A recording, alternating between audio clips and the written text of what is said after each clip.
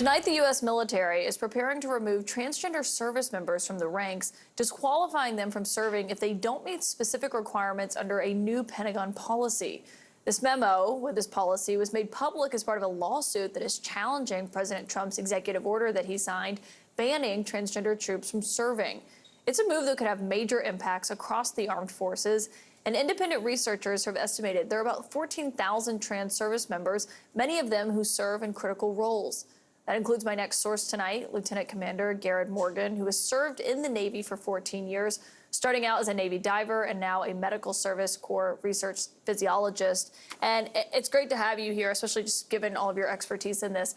What is your takeaway and just thought initially on this new memo and this new policy? So, I mean, it was, it was jarring to kind of see in black and white. There were no surprises. We knew something like this was coming for a long time.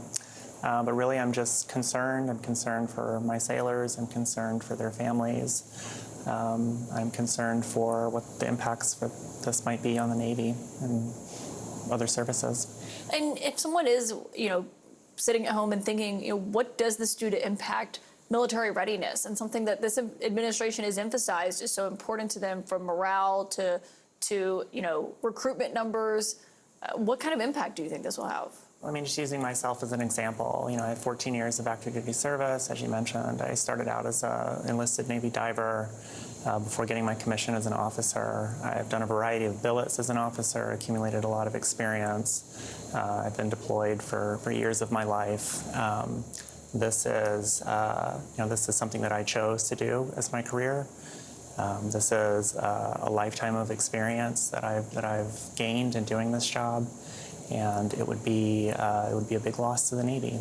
And just to dig into this policy, essentially what it says is that if a member can demonstrate, quote, 36 consecutive months of stability in their sex, or if they can prove they have never attempted to transition to any sex other than their sex, those are the exceptions, essentially.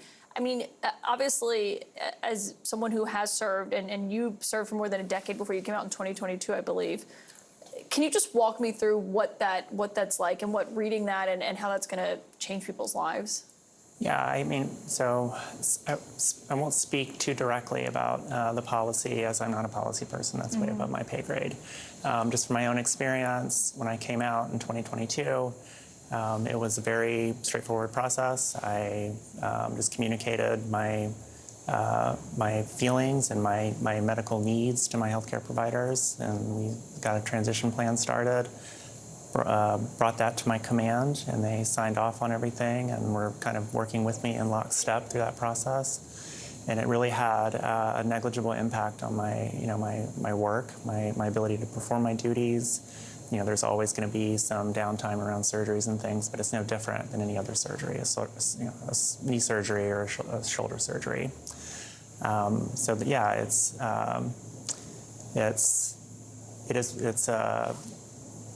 We've been doing this for 10 years, right? And we've got kind of a system in place now to support people that want to transition. And there have been, no incidences really with the service members that have been serving openly for that time period. So. When you were walking through your deployments and everything you've done, what is it that made you want to serve? Gosh, I've always been interested in the military. I come from a military family. My grandfather was a retired Air Force lieutenant colonel, so I grew up on his stories. Sometime in my teenage years, I got kind of fascinated with military diving. So I joined the Navy to be a Navy diver. It was one of the singular accomplishments of my life, was making it through Navy dive school in 1999. Which is an incredibly difficult thing to do. It is, yeah. It was very challenging, and something that I'll kind of carry with me for the rest of my life. When you first joined the military, did you know right away? Did it feel like the right thing, or yes. What was that experience like? Yeah, I mean, when you're 18 years old, it's kind of hard to know what you're feeling in real time.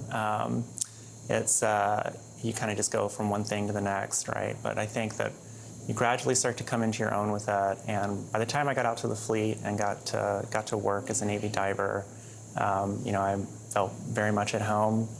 I loved my job. It was the best job in the Navy. It was very sad to leave when I decided to walk away from my enlisted service to pursue a college education.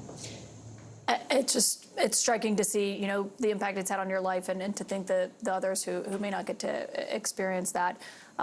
Lieutenant Commander, thank you for joining to share that experience. It's vital for everyone to hear. So I appreciate your time. Thank you for the time. Thank you for the interest. Yeah, of course. Thank you so much.